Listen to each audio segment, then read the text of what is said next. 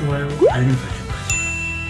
네, 안녕하세요. 반갑습니다. 이경민 부동산의 이경민입니다. 오늘 여러분들에게 좀 말씀드리고자 하는 얘기는 재개발, 재건축에 관련된 내용을 말씀드리려고 합니다. 이렇게 집값이 상승했던 가장 큰 요인은 재개발, 재건축을 많이 규제했기 때문에 인구 밀도가 높은 이런 도심 일대에 공급이 원활하지 않았습니다. 자, 근데 이거를 민간 주도로 계속 놔두면 공급이 계속 안 나올 것 같아서 공공이 직접 개입해서 공공 직접 시행 방식으로 재개발, 재건축을 하겠다라고 이번에 발표가 났는데, 저의 생각은 공공이 직접 시행하는 재개발은 진행이 좀 가속화될 것으로 보여지고 있고, 공공 직접 시행 재건축은 아예 안 할 거다. 이 지역마다 좀 편차는 있을 거라 보고 있으나 소규모 공공 직접 시행 재건축은 진행 안 할 것 같습니다. 사업성이 부족하거나 진행 속도가 많이 늦거나, 그리고 세대수가 좀 적은 재건축 단지에서는 사전 컨설팅을 또 받아볼 의향은 있겠죠. 근데 다만 대부분의 서울 도심 일대 재건축 어디에 있습니까? 강남 4구에 있죠. 강남 4구 일대의 재건축 조합들은 진행 안 할 겁니다. 왜 그런지에 대해서 조금 설명을 드릴 텐데, 화면을 보시죠. 재개발, 재건축은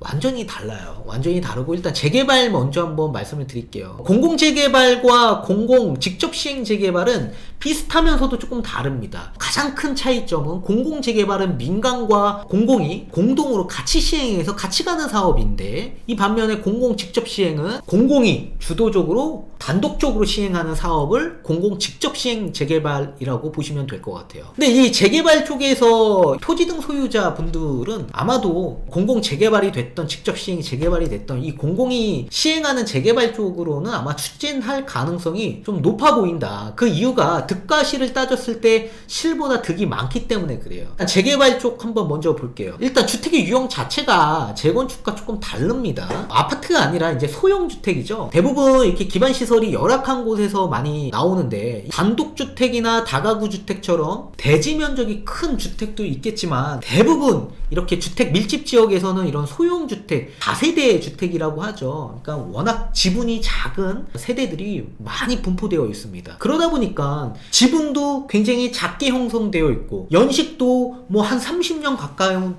낡은 주택이다 보니까 이 주택에 대한 값어치가 굉장히 낮게 형성되어 있지 않겠습니까? 그죠? 근데 아파트의 분양가는 높아요. 그러다 보니 여기 살고 계신 소형주택 가지고 계신 실수요자 분들은 이 분담금을 내기가 굉장히 어렵습니다. 이 분담금에 대한 걱정을 많이 할 수밖에 없을 테고요. 그리고 또 어르신들 같은 경우에는 사실상 오래 거주하신 분들이 많죠. 아니, 내가 아파트 받아서 뭐해? 난 그냥 여기서 평생 살 거야. 이러신 분들 굉장히 많습니다. 그리고 월세 받는 분들, 나는 목적 자체가 수익형에 있는데 내가 그 아파트 받아서 뭐해? 이런 분들 많아요. 그리고 시간이 많이 지체되면 지체될수록 사업성이 떨어질 수밖에 없습니다. 특히나 재개발 지역 내에서는 이해관계가 많이 복잡해요. 제가 앞선에 설명드렸다시피 월세 받기 위해서 이렇게 수익형으로 생활하시는 분들, 또 연세가 많으신 분들, 또는 상가를 보유하고 계신 분들, 다가구 단독주택처럼 이렇게 대지 면적 크게 갖고 계신 분들, 반면에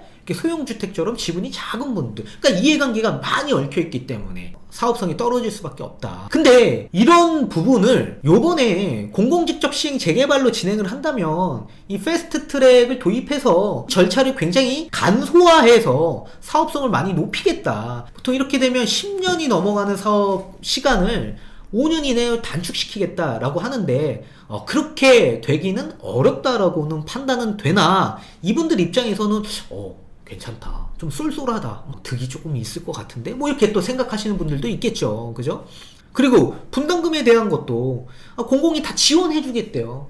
분담금 못 내시는 분들 또한 분담금을 대신 내드리겠다. 현물 선납하는 조건으로, 그러니까 토지를 주는 조건으로 분담금 지원해 주겠다. 다만 이 물건, 이 아파트 나중에 처분할 때 공공과 분배해서 이익을 조금 나눠 갖자. 어찌됐든 간에 아파트를 가지 못하는 실수 입장에서는 굉장히 좋은 제안일 수 있겠습니다. 특히나 이런 소형주택 가지고 계신 분들은 굉장히 동의를 많이 할 것 같아요. 이분들의 목적은 아파트를 받는 게 목적이기 때문에. 아파트는 이제 매도 청구를 하지만 재개발 같은 경우에는 전면 수용합니다.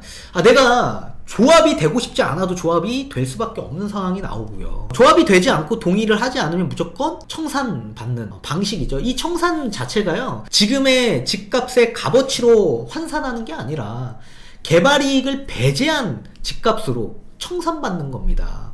쉽게 얘기하면 그냥 똥값으로 청산받고 쫓겨나야 된다는 얘기예요. 거의 감정가로 책정해서 집값을 환산하기 때문에 대부분 이렇게 청산받는 분들은 서울은커녕 저기 이제 외곽지로 쫓겨날 수밖에 없는 상황이 나올 겁니다. 공공 직접 시행 재개발에 동의하지 않는 분들은 똑같이 기존의 재개발 방식대로 전면 수용해서 청산 방식이기 때문에 사실상 재개발에 투자하거나 재개발에 거주하고 계신 분들은 이런 수용 방식 자체가 이해가 되실 겁니다. 그렇기 때문에 전면 수용한다라고 해서 큰 거리낌이 있거나 부담은 없으실 겁니다. 재건축에 비하면. 그리고 이렇게 재개발 지역 일대에서는 사실상 재건축과 좀 다르게요, 기반 시설이 워낙 열악한 곳에서, 그리고 노후도가 워낙 심한 곳에서요, 지자체가 구역 지정으로 고시한 이후에 사업이 진행되는 겁니다. 그러다 보니까 공공사업의 성격을 많이 띠고 있죠. 이러다가 갑자기 이해관계가 또 많이 얽히고 시간적인 부분에 막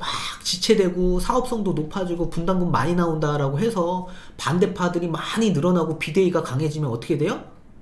이제 동의해가지고 해제시킬 수가 있습니다. 자, 그러다가 해제가 됐다, 다시 재추진하기 쉬울까요?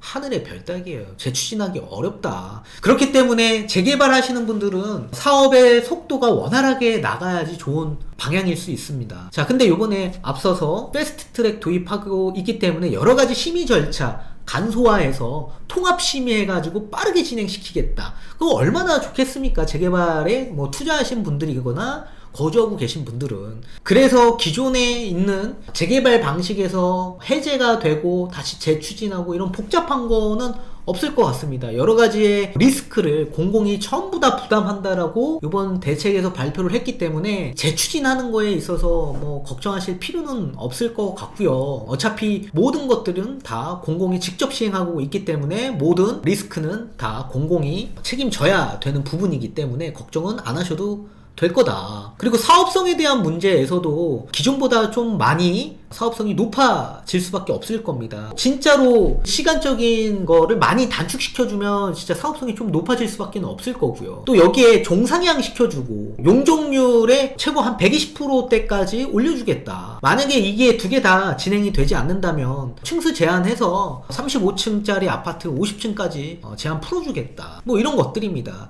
보시면 이제 재개발 지역 일대는 주택가 밀집 지역이죠. 이런 주택단지 다세대 밀집 지역에서는 사실 땅의 용도가 2종 주거지역입니다. 자, 2종은 7층 이하와 아파트로 친다면 15층 이하만 지을 수 있는 땅의 용도인데요. 이런 2종 땅에서 3종으로 올려준대요. 보통 아파트를 지을 수 있는 땅이 3종이거든요. 3종으로 올려주면 사업성이 좋아질 거고, 용적률이라는 게 있는데 이게 건축물의 높이를 좀 제한하는 겁니다. 2종 일반 주거지역 같은 경우에는 보통 법정 상한 용적률이라는 게 최고 250%대까지 올릴 수 있어요. 근데 서울시에서는 서울시 조례상 200%대까지밖에 못 올립니다. 근데 이거를 3종으로 종상향 시켜주고 법정 상한 용적률까지 얹어주겠대요. 그러면 3종의 법정 상한 용적률이 300%입니다. 그러면 200%에서 300%. 사업성이 좀 나오겠죠? 그죠? 또 3종 주거지역 같은 경우에는 준주거로 종상향 하면서 준주거의 법정 상한 용적률이 500%예요. 그래서 500%대까지 받을 수 있다. 3종의 서울시 조례상 용적률이 250%예요. 이거를 500%대까지. 그러니까 사업성이 좋아질 수밖에 없겠죠. 근데 이제 잘 보십시오. 우리가 역세권 주변이나 이런 주변 일대에 이 다세대 밀집 지역 잘 보시면 2종이 많은데 여기에 3종이 껴있어. 그러면 이 3종이 준주거로 변한다는 얘기예요. 그러면 이걸 또 500%대까지 더 올릴 수 있겠죠. 그러면 또 사업성이 많이 좋아질 수밖에 없는 상황이 나올 겁니다. 가뜩이나 분담금에 대한 문제가 좀 최소화되면서 사업성, 속도를 빨리 내서 사업성이 좋아지는데 여기에 용적률에 대한 사업성도 또 더 좋아질 수밖에 없겠죠. 조합 입장에선. 그리고 임대 의무 비율이라는 게 있습니다. 보통 우리가 아파트를 지을 때 공공임대를 의무적으로 놔야 돼요. 근데 이 비율 자체가 원래는 10에서 15%를 비율로 책정해서 임대를 내야 됩니다. 공공임대를. 근데 작년이죠. 2020년 9월 24일 이후에 사업시행인가 신청한 아파트부터는 5%가 상향이 됐습니다. 그러면 최고 20% 내야 돼요. 근데 여기에 지자체마다 10%씩 상향시킬 수 있다.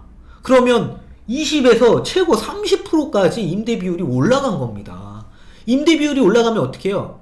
일반 분양을 많이 못 내겠죠. 그럼 사업성이 떨어질 수밖에 없습니다. 근데 요거를 이게 이제 재개발에서만 그래요. 재개발에서만. 근데 이거를 공공직접 시행 재개발로 진행을 한다면 10에서 15%로 임대 비율을 좀 내리겠다라는 얘기입니다. 그러면 조합 입장에서는 더 좋아지는 거 아닙니까? 따라서 공공 재개발이던 공공 직접 시행 재개발이던 조합 입장에서는 특히나 지분이 작고 소형주택, 다세대 주택을 보유하고 계신 분들, 그리고 이제 수익형으로 내시는 분들, 사업성이 안 나올까 고민하고 계신 분들, 이런 분들에게는 굉장히 좋은 소식이지 않을까. 특히나 실수요 입장에서 굉장히 좋겠죠. 목적은 아파트를 받는 목적이기 때문에. 따라서 시간적인 부분, 그리고 사업성이 높아지는 부분, 그리고 청산 방식 자체도 사실 부담이 크게 없는 부분, 그리고 이제 재취유진 안 해도 되는 부분, 모든 리스크는 다 공공이 책임지는 부분, 뭐 이런 여러 가지 부분 때문에 조합 입장에서 아마도 진행을 좀 더 가속화하지 않을까, 그렇게 저는 보고 있습니다.